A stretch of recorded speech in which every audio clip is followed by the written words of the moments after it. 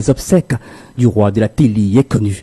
Nous apprenons des sources familiales que Konstika sera enterré non pas au Cameroun, mais en Côte d'Ivoire où il avait ses attaches professionnelles. Son inhumation est donc prévue le week-end du 20 au 21 mars prochain à Abidjan, Côte d'Ivoire. Nous rappelons que le roi de la télé est mort le 16 février dernier à Abidjan, en Côte d'Ivoire, des suites de malaise. Rest in peace, the legend. Depuis quelques mois, les chantiers de réhabilitation des différents axes de la ville de Douala, capitale économique du Cameroun, à partir des pavés, naissent ça et là, des travaux qui, au-delà de perturber la circulation urbaine, demeurent fortement critiqués par les usagers. Notre reporter Marie-Faustin Kemoni a passé au peigne fin ces multiples travaux dans la capitale économique du Cameroun. C'est bien son reportage. Braver l'itinéraire marché d'Orbassi entre Billes et le secteur terminus reste un véritable parcours du combattant en raison des travaux de réhabilitation à partir des pavés qui ont démarré dans cette partie de Douala 3e il y a quelques semaines. On donne les tremblements de terre, où on met les pavés maintenant même à l'axe où on ne connaît pas. Une route qui est deux villes. Douala, Yaoundé, on met les pavés parce qu'ils sont incapables de bien faire les routes. Partout, hein. Ici à terminus pavé, Bilongue, terminus Ankebi, pavé. Finalement, une fois tout le goudron, mettre les pavés, on commence une fois à trembler. Ils ne posent même pas d'abord bien ces pavés-là. Normalement, comme poser bien les pavés, tu peux rouler sur ça sans t'en rendre même compte. Mais tu vois aussi les secrets dans les pavés là. Donc, toute la voiture, aussi sur la moto, tout le corps tremble seulement comme sinon tu vas te renverser. D'ailleurs, mais si vous mettez les pavés qui font aussi le bon travail, même si l'autre est là. Je suis au niveau de l'entrée, c'est vraiment grave là-bas. De ce côté-là, c'est vraiment grave. Tous les jours, on ne parvient pas à circuler. Les camions qui tombent là tous les jours, nous, on ne sait même plus quoi faire. On a même déjà transformé les gazons pour faire d'autres chaussées. Même constat sur l'Axe 3 Mont-Carrefour à Jip, où l'une des voies est impraticable et prise au piège par des travaux. Une nouvelle donne, impulsée par l'actuel exécutif de la mairie de Douala, qui est loin d'être apprécié par les usagers. On a qu'à remplacer le goudron là-bas par les pavés. Mais on pense que c'est la meilleure option, mais pour moi, c'est pas la meilleure option. Parce que déjà, on ne l'aime même pas déjà bien. Donc, on était dans ce cas, vous êtes derrière la moto, vous comprenez les vibrations. Les deux, c'est des choses qui ne doivent pas mettre long. Parce qu'avec le temps, je crois que même toujours, on fabrique les goudrons sans prévoir les évacuations d'eau. Donc, le lendemain, vous verrez que ces eaux vont dégrader ces mêmes pavés. Ces mêmes pavés qu'aujourd'hui, mais on pense que c'est une option de remplacement. La venue des pavés sur nos routes dans les arrondissements de Douala laisse à désirer parce que les mêmes pavés qui sont faits laissent souvent les creux et pendant que nous roulons avec nos véhicules ou nos motos, nous consentons beaucoup de vibrations et en réalité elles ne sont pas bien alignées de telle en sorte qu'on ne ressente pas les vibrations et en même temps nous devions plutôt renaître de bonnes routes avec le goudron. Une descente sur les sites des différents travaux nous permet de constater une insuffisance du matériel adapté, ce qui justifie les durées d'exécution parfois longues, confesse un technicien qui a décidé de garder l'anonymat. Des manquements graves qui remettent au goût du jour l'état des lieux du plan d'urgence de réhabilitation de la ville. Moi, je pense que c'est du saupoudrage que le gouvernement veut faire. Parce que dans les autres pays, on fait des routes avec le goudron. D'où vient-il que maintenant, plus de 100 ans après l'indépendance au Cameroun, les pavés deviennent la mode. Le pavé ne saura en aucun jour être de remplacer le goudron. C'est une incongruité camerounaise. Moi, dernièrement, sur l'Axe où je dois y aller, j'ai trouvé même des pavés après le pont de Dibamba. J'ai trouvé ça, c'était amusant. C'est une exploitation réelle de la jeunesse, puisque au Cameroun, on sait que les gros poissons exploitent les petits. Parce qu'ils ne peuvent pas travailler comme ça. Et ces enfants, même juste quand ils travaillent à la main comme ça, quand il y a l'accident de travail, ça les engage avec leur famille. Ces gens, ils ont des salaires dérisoires. Tous ces gars qui travaillent en route, vous n'avez aucune assurance quand vous êtes en train de travailler. Parce qu'ils portaient des vieux caterpillars qui ne fonctionnent même plus. Ils viennent barrer les routes pour empêcher les gens de circuler de gauche à droite. C'est du saupoudrage que moi. Rappelons que lors d'un point de presse, sur la présentation du plan d'urgence de réhabilitation des routes de Douala, le docteur Roger Bassadine, maire de la ville, avait souligné qu'au regard de la durée de la saison des pluies, les pavés sont plus adaptés par rapport au 19h. Le président de la communication CNC a rendu public une série de sanctions suite à l'examen de 12 cas réglementaires lors de sa 49e session ordinaire hier à Yaoundé. Le président du conseil, Joe Chobonken Kalabuksu, a annoncé 7 suspensions, 3 avertissements, 2 cas classés et 2 lettres d'avertissement à des journalistes et des médias. Et parmi les médias ayant reçu des avertissements, Jumbo FM 411, notamment le présentateur du Big Morning, le président Chop, a reçu un avertissement formel au sujet de la plante du ministère de la Santé publique du Cameroun dans l'affaire des vaccins redoutés par de nombreux Camerounais. Aussi, le PDG d'Equinox Télévision, Sévérin Thionke, a reçu une lettre d'avertissement pour non-équilibre de l'information par ses journalistes, Julienne Berthe-Bissay et Achille Kamga, au sujet du CNC.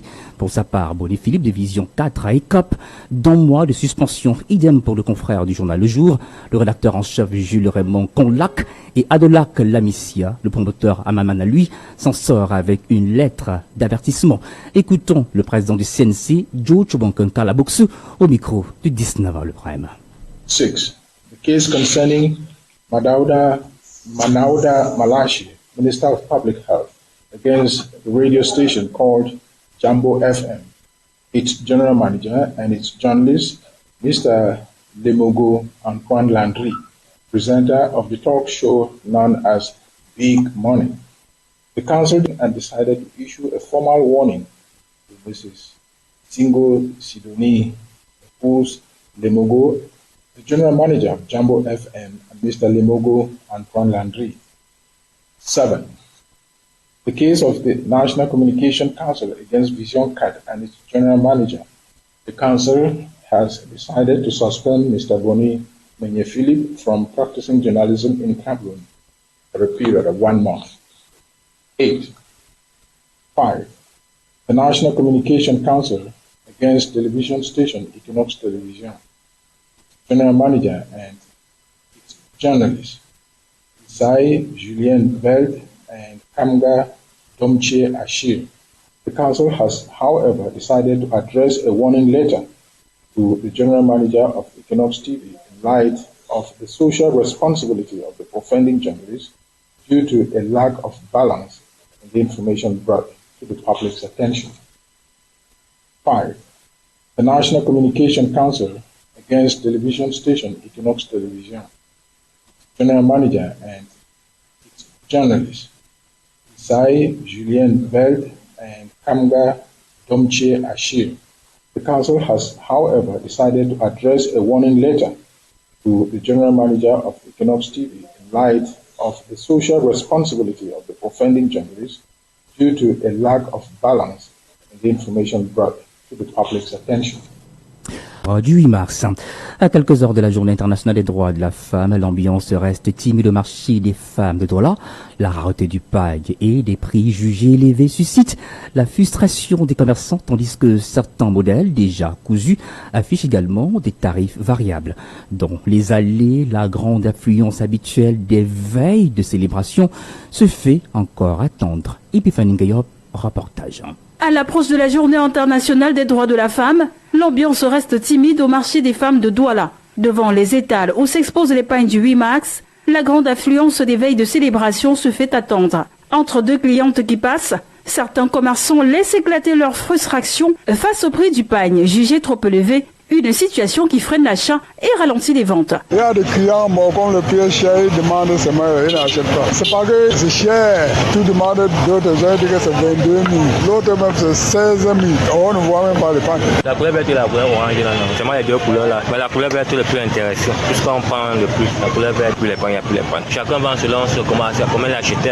Bon, il n'y a pas un prix fixe. Dans les allées du marché, le constat revient souvent. Le pain se fait rare et son prix grimpe. Maman, le plat, voilà, elle vend le pain à 25 000. Non, la cicamise est vendue au pain normalement. Ce sont les particuliers qui vendent les pains chers. Et pour celles qui espèrent encore s'en procurer un, il faut parfois se contenter des modèles déjà cousus et disponibles dans certaines boutiques. Chaque modèle a son prix.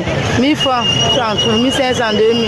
5 000 non. 5 000 à 20 000. 5 000 à 15 000. 5 000 à 10 000. Comment tu dis 20 000? 5 000 à 10 000. 3 000, il y a aussi ça, 3 000. Puisqu'on est gros, le plus on mange. Celui qui est gros va porter 2 pannes. Il y a pour 5 000, il y a pour 10 000, il y a pour 8 000, il y a pour 3 500. Entre hésitation des clientes et inquiétude des vendeurs, le marché du pain du 8 mars semble avancer à petits pas. À Douala, à la veille de la célébration, la fête se prépare, mais le tissu de la célébration, lui, se fait attendre. La Canteminine reportée au mois de juillet à 12 jours de l'ouverture de cette compétition. La Confédération africaine de football a annoncé le report de la compétition prévue Du 17 mars au 3 avril au Maroc. Le tournoi aura finalement lieu le 25 juillet au 16 août 2026. De quoi provoquer la colère de plusieurs acteurs, à l'instar de l'attaquante et capitaine nigérienne du Paris Saint-Germain, Rachida Adibade, présente au Cameroun il y a quelques jours pour 2 rencontres amicales contre les Lions indomptables du Cameroun. Le football féminin africain mérite mieux, a-t-elle lancé son compte X. La compétition organisée tous les 2 ans accueillera 16 équipes réparties en 4 groupes. En 2024, le tournoi avait déjà eu lieu au Maroc, comme en 2022, et le Nigeria, détenteur du record de victoires, 10 victoires au total, avait été sacrée championne d'Afrique en battant le Maroc en finale 3-2. Mort en détention d'Anissé Kane, l'UPC Manidem demande au régime de ne pas se mêler des obsèques du président national du Manidem mort à l'infirmerie du secrétariat d'État à la Défense et bien le CED à Yaoundé le 1er décembre dernier après sa déportation de Douala pour la capitale camerounaise. Au regard d'une certaine implication du pouvoir de Yaoundé lors de l'acheminement du corps d'Anissé Kane de l'hôpital central de Yaoundé pour l'hôpital Akendine de Douala, l'UPC Manidem dénonce un mépris et un manque de dignité de la part de ceux qu'il considère comme les bourreaux du fils spirituel d'Ernest Ouandi. Pour le secrétaire de l'UPC Manidem, le président Albert Moutoudou répond aux questions du 19h le prime. Albert Moutoudou, bonjour et bienvenue sur Jambo FM. Bonjour. Dans votre dernier communiqué, l'UPC Manidem accuse le gouvernement de Yaoundé de vouloir étouffer les obsèques du président Anissé Kane. Alors dites-nous, qu'est-ce que vous faites dire ou croire que le gouvernement voudrait s'accaparer des obsèques d'Anissé Kane? S'accaparer. L'UPC Manidem n'a pas utilisé ce mot. Nous disons que les autorités n'ont même pas à se mêler à ces obsèques. C'est ce que nous disons. À se mêler. Et que les Camerounais qui ont suivi la vie et l'activité de Kane, ses parents, ses amis, ses frères de lutte, ne doivent pas accepter que les autorités se mêlent de ces obsèques. A fortiori, qu'elles s'en accaparent comme vous. Quel est le terme qui convient lorsqu'on a laissé mourir un homme dont on aurait pu préserver la vie et que l'on prétend se présenter à ces obsèques comme si l'on avait le moindre chagrin? Est-ce du cynisme? Est-ce un manque de scrupules? Est-ce du mépris envers les proches d'Anissé Kane? Il faut nous dire. Et Kane a été enlevé, encagoulé, détenu malade à l'infirmerie. C'est toute chose que l'on ne doit pas faire à un être humain. Et tout d'un coup, le pouvoir aurait découvert qu'il doit lui montrer de la compassion. Vous me demandez cela? Voilà. Juste avoir une santé de respirer puisqu'il ne respirait pas de lui-même.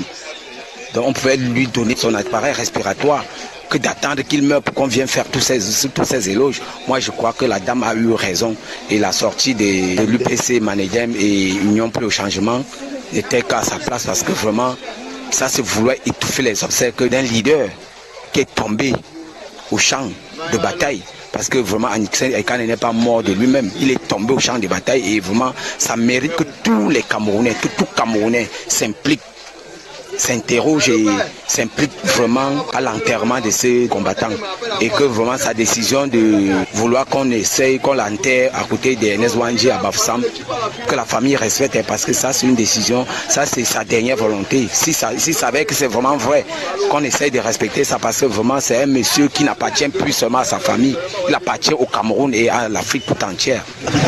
Un citoyen lambda à la place de sa femme et pleurer avec la torture qu'on a fait pour son mari, c'est normal de repousser le gouvernement aux obsèques de son mari parce qu'elle a bien fait. Son comportement est digne d'une femme intègre, une femme intelligente. J'apprécie son geste. C'est le président du Manidem qui est décédé.